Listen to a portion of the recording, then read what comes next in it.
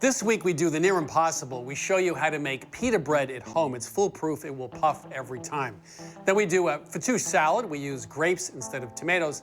And finally, we travel to the West Bank to make our favorite Palestinian chicken dish, which is moussaka, shredded chicken with onions, sumac, spices, pine nuts, and tahini.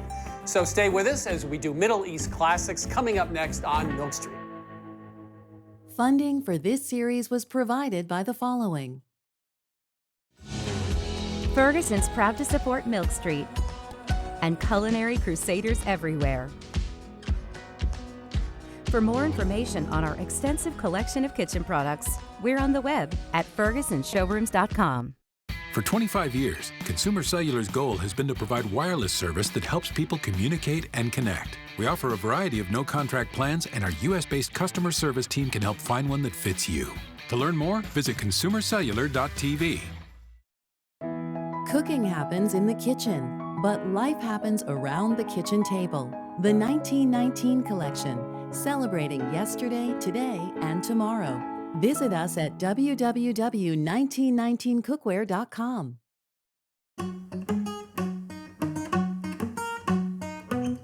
You know, a lot of things I never considered doing in the kitchen, like making a real baguette. I tried it once. It was a complete disaster. I did try making croissant. But that was also not nearly as good as what I could buy in the store.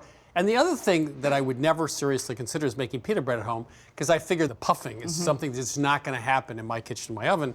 But Erica convinced me otherwise. And it's really not that hard at all. There's just a couple of key things you want to keep in mind. You want a dough that's very stretchy and very elastic so that it can, puff up essentially like a balloon. And you want to make sure your dough has enough water and it's well hydrated so that there's enough steam. And that's really it. Oh yeah, that's all there is to it. That's it. Okay. So I'm going to go ahead and add 1.25 cups of whole wheat flour to our bowl. We're using bread flour, which has more gluten, and that's 1.25 cups. And then instant yeast. This is 2¼ teaspoons, and then 2 teaspoons of sugar for a little flavor. And then we're just going to mix this together for a few seconds on low speed, just to combine them. Now we're going to add 3/4 cup of warm water. About 100 degrees. We really want to jumpstart this dough so that it will rise more quickly. And then again, another slightly uncommon ingredient, we're going to add whole milk yogurt. This is 1/4 cup. We felt it made the dough slightly more elastic and easier to roll out. This is grapeseed oil, our favorite, but you can really use any other neutral flavored oil. 2 tablespoons. And we're just going to let this mix until the dough forms a nice smooth ball, and it's going to take about 3 minutes. Okay, Chris, it's been about 3 minutes of mixing. I'm just going to go in there and give it a feel. And it looks a little dry to me. You want it to be slightly sticky. So we're just going to add a little bit more water, 1.5 teaspoons at a time. Okay, that water has mixed itself in, and I think this is going to be perfect. So you can see it's formed a nice smooth ball, but it's just a little bit sticky. So we're just going to let this rest for 5 minutes, and that's going to allow the flours to absorb that water and hydrate, and that's going to give us more gluten development later on. Okay, so it's been resting for 5 minutes, and now we're going to go ahead and add our last ingredients, 2½ teaspoons of kosher salt. So we're going to mix this on low for a full 10 minutes. Check it out. Look at that. Look how stretchy that is. Is that a baking term, stretchy? Stretchy, it is, in my world.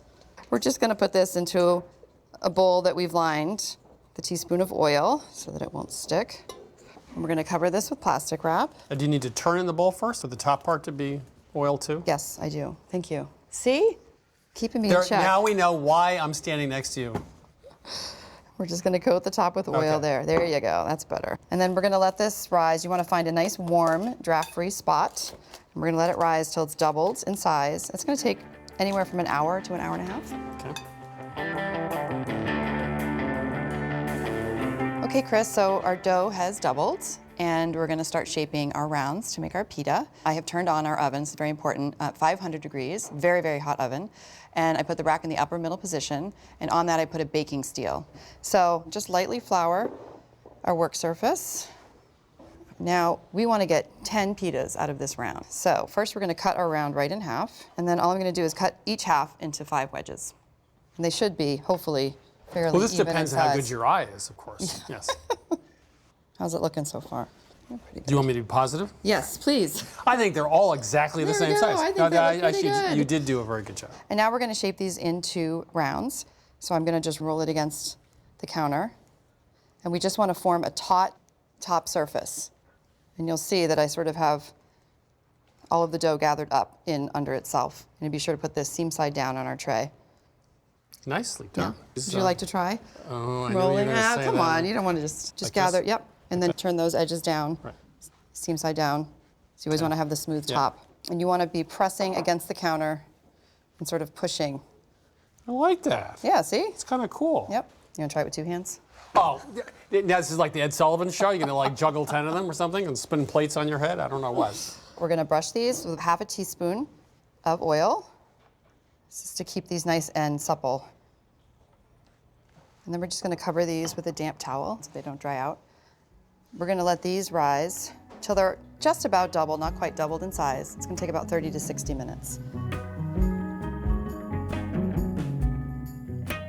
Okay, Chris, so our rounds have risen. They're almost doubled. The key is to roll them out thin because the top and the bottom of the pita have to set quickly in the heat of the oven at the same time that the moisture and the steam is being released, and that's what forms the pocket and the puff. We want to roll these out to 1/8 of an inch thick. I should point out, Erica used to work in a restaurant here in Boston. You've made thousands of these, have Probably. you? Yeah. So we're in the presence of a pita expert. So again, I don't have my ruler out, but I think that is just about what you're looking for. And really, again, it's more the thickness that matters. And then I'm just going to lay this down. And I know you want to help. So you're just waiting to see if I do it wrong. And again, you'll notice that we're keeping these seam side down. So I think I'm almost there. I'm going to, again, cover these with a damp towel. We don't want them to dry out. So did I quit myself without total humiliation? Did a great job. I Was can tell looking you've for done the this compliment. before. Yeah, there you go. Now, we're going to let these rest before we bake them. Another 10 minutes till they'll be nice and elastic. So they'll stretch up into a nice big puff. I'm going to put 2 at a time. And then these only take about 3 minutes to bake. You ready? The magic? Here we go.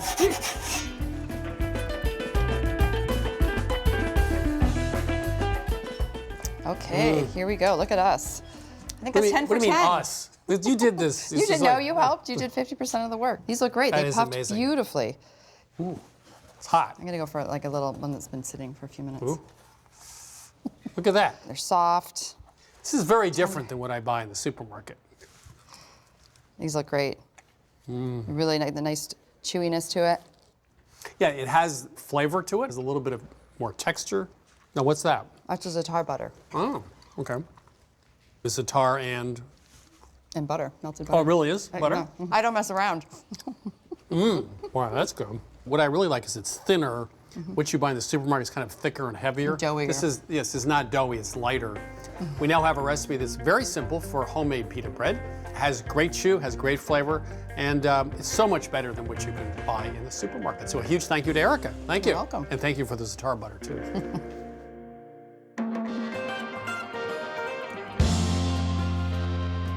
One of my favorite restaurants in the Boston area is Oleana in Cambridge. It's run by Chef Anna Sortune. I was there not too long ago, and she had a fattoush salad, and instead of tomatoes, she used grapes. So, Chris, I know how you feel about salads in general, and I'm out to change your mind.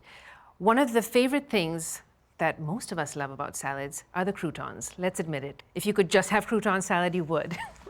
That sounds great. So what we're doing is to use very heavily seasoned pita bread. So we've split them and we brush them with a seasoned olive oil that has garlic in it, red pepper flakes, and cumin and salt. They have been baked, cooled, and now we're ready to break them. Ready to break them into croutons and give me a taste. I mean, that is the chef's privilege. Yeah, thank you. Well, you're the chef. So I like to make bite-sized pieces out of this, so they're easy to eat, but not totally crumbled. And now we're gonna move to the grapes that you mentioned. What we're doing is pickling these grapes. It's a quick pickle, and we're using 1 pound of sliced red grapes. And I'm going to add a 1/4 cup of cider vinegar, along with a 1/2 teaspoon of salt. So once this is stirred, I'm going to cover it, refrigerate it for 10 minutes, and then we'll move on. So Chris, our grapes are done pickling. The other thing we're going to do is strain out the pickling liquid. So in our pickling liquid, we're going to build our dressing. I'm going to use 4 tablespoons of extra virgin olive oil, a half cup of whole milk yogurt. I have a half cup of chopped fresh dill. And then it's time for one of our star ingredients, pomegranate molasses. I have 1 tablespoon. Now this is optional, but it adds a lovely depth of flavor. Well, you can find it in any supermarket now, really. And the other star ingredient is dried sumac powder, 2 teaspoons here. This adds a lovely citrusy, lemony flavor. A teaspoon each of salt and black pepper.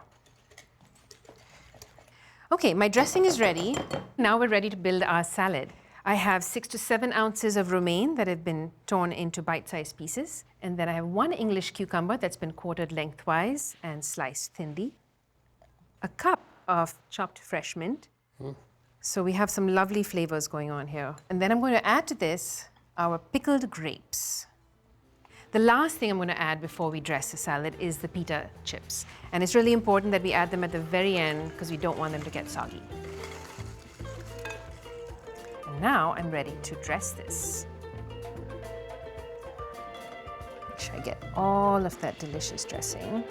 And now I'm just going to toss it all together. Now that does look terrific. You're going to taste it, but it does look terrific.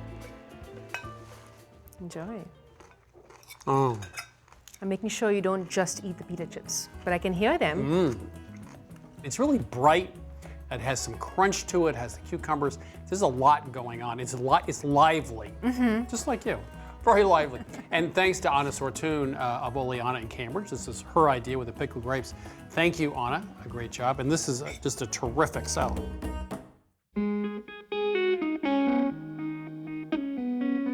So let me start by thanking Reem Kassis for coming to Milk Street. Thank you. Thank you for having me. It's a pleasure. And your book, The Palestinian Table, which came out in 2017, was my favorite book of the year, by the way. Thank you. The first recipe I made out of this book was your bread pudding. But this was a very, very different take on it. So what are we doing? Yes, so it's actually, the dish is called Daish Saraya, which translated literally means bread of the palaces. And at its heart, it's toasted white bread. If you serve it to guests, they'll think you've been slaving away for the whole day, but actually it's come together in like 30 minutes. So that's perfect. People think I do work and I don't. It was just like being here at Milk Street. So we have equal amounts of water and sugar. We're just going to stir it until it melts. In the meantime, I'm also going to add just a squeeze of lemon juice. So while we're waiting for the syrup just to come to a boil, this is the Melba toast. You can break it up by hand. You see it breaks up very easily. So the syrup is now come to a boil. We're going to add the orange blossom to it and also the butter. And as soon as the butter melts, we'll add it to the bread. So now we're going to pour the syrup over the Melba toast. It looks like it's a lot, but it's going to absorb everything. So I'm just going to stir it for a bit, and then in a couple of minutes, the consistency will be easy enough to spread in the bottom. At this point, we're just going to pour it into this springform tin and line the bottom with it. Could you just talk about everyday cooking versus how it's exported to the United States a long time ago? I would often go to restaurants and see hummus or see kebabs and see the things that had become synonymous with the Middle East, and I would think, but at home, the stuff I eat is so much better. And it's a shame that people don't really know what this food is. So what I wanted to do was just share home cooking with anyone who was interested in it. And it's different. It's not about techniques or modern cuisine the way you would get from a restaurant cookbook. It's really about what my grandmother used to cook and what my mother cooks at home. And it's adaptable and forgiving. So here we have some heavy cream. And to that, we're going to add the mascarpone cheese. And this is some orange blossom water. You don't want to overmix it, but you do want to get it to a somewhat of a stiff peak. This book it wasn't planned to be a book. I took some time off when my daughter was born, and I grew up in a very large family that was very tightly knit, where food was a very large part of who we were and our identity. I wanted my daughter to have that, and I thought, okay, I had been cooking in the years that I was living abroad. I'd collected recipes from my mother, my grandmothers, and I said, okay, let me put all this stuff together for her. And I think it was only once I started compiling everything that I looked through it and I thought, okay, yes, these are my family's recipes, these are our stories, but taken together as a whole, they're the story of every Palestinian family. And It was definitely a story or a narrative, if you will, that's different from the one that you're used to hearing when you think the word Palestinian. It's about a lot more than just food. It's about this sense of home. You know that Palestinians are dispersed all across the world, some of us by choice, some of us by circumstance. But I think what combines us all across the globe is this sense of home, this generosity, this wanting to feed other people, to bring other people together. And that to me is the core part of what being Palestinian is about. And now we're just going to put the cream on top of the bread.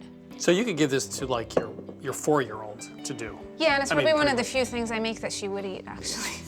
So now we've covered the entire base with the cream, and we can decorate it with the pistachios. So this is it. We have the space in the middle now, which we can put the pomegranates on. So now it's been set for about a couple hours. So I'm just gonna sprinkle some here. You know, pomegranate seeds are one of those things that 5 years ago, nobody would ever call for. And now everybody except wants like to use them. Ottolenghi or something. Yeah. And now you go to the store and you can just buy packages of the seeds everywhere.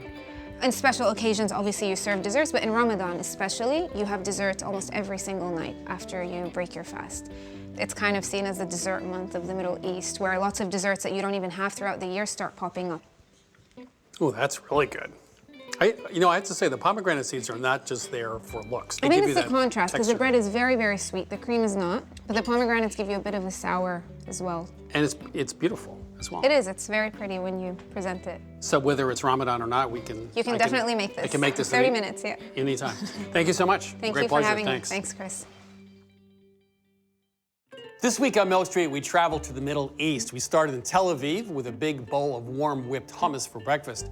But we were really there for a different dish called moussaka. Moussaka is shredded chicken with browned onions, lots of sumac and spices, with pine nuts and tahini served on flatbread. So to get a cooking lesson on how to make moussaka, we went to West Ramallah. This is a Palestinian dish, and cooked with Nadir. He works in an antique shop, and on the second floor, he has a kitchen. So let's go make moussaka the Milk Street way.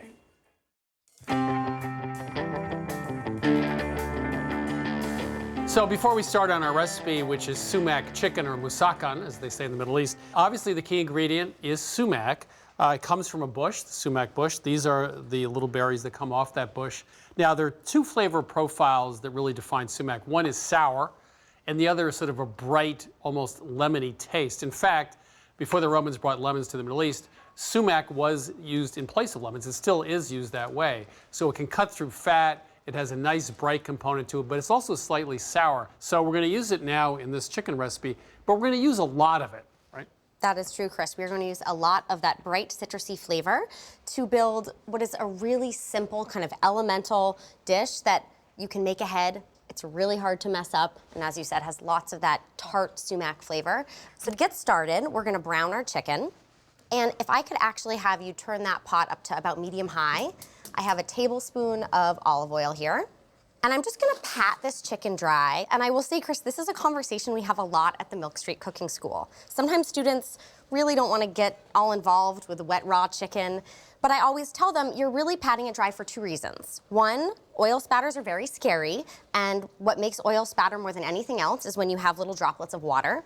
And secondly, especially in a recipe like this, where you don't have a ton of different ingredients going in, you wanna maximize the ingredients you have. So we wanna get these really nice and brown, and if the pieces of chicken are wet, we're gonna get steamed chicken, and we're not gonna get the nice brownness that we're looking for.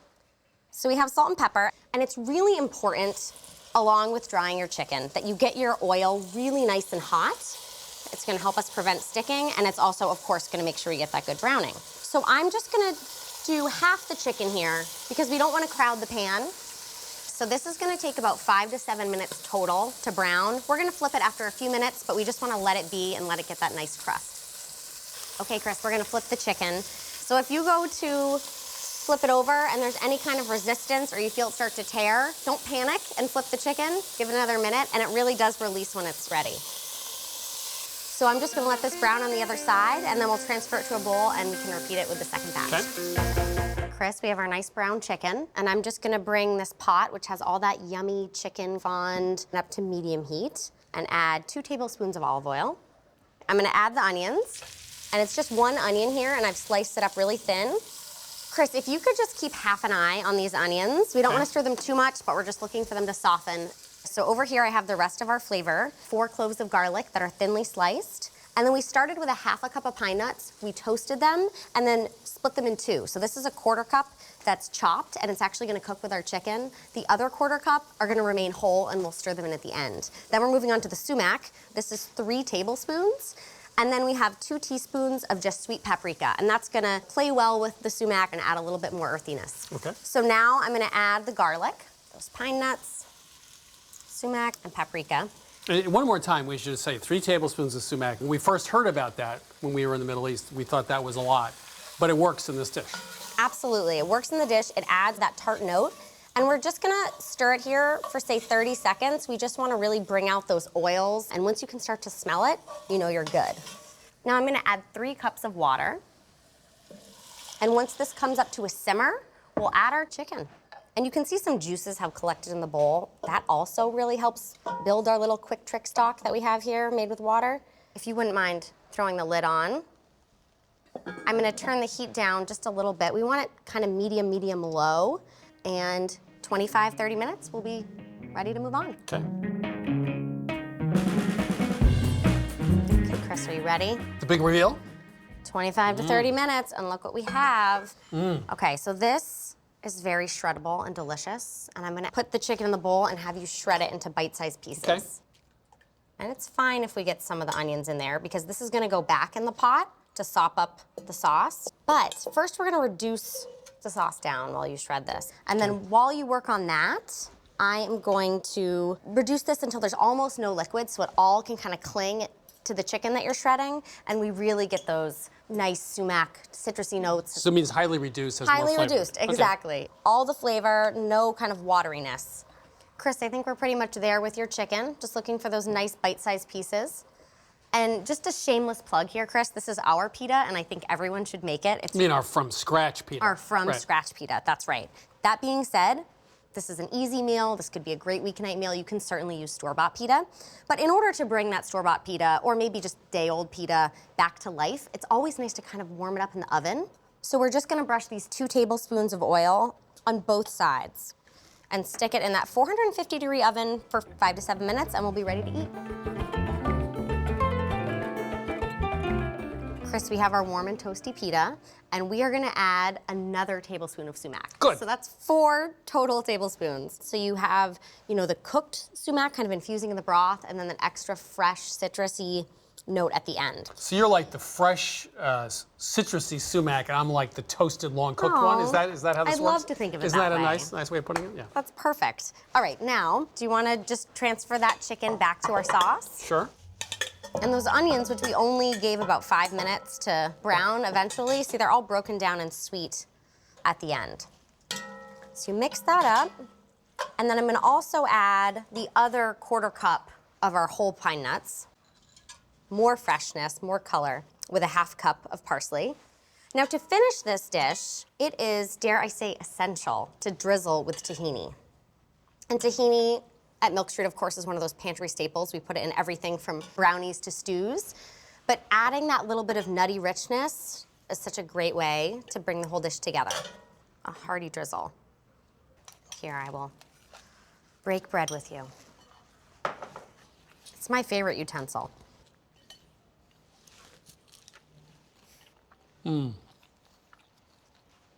This is not a flavor profile I grew up with.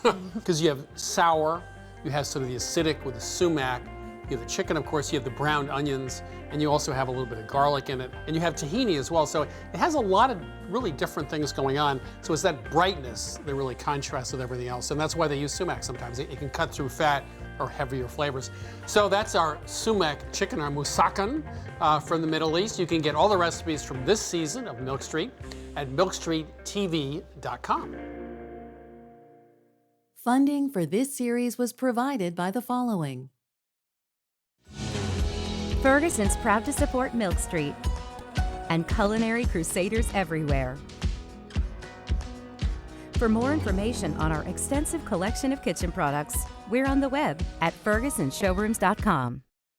For 25 years, Consumer Cellular has been offering no-contract wireless plans designed to help people do more of what they like. Our U.S.-based customer service team can help find a plan that fits you. To learn more, visit consumercellular.tv. Cooking happens in the kitchen, but life happens around the kitchen table. The 1919 collection, celebrating yesterday, today, and tomorrow. Visit us at www.1919cookware.com.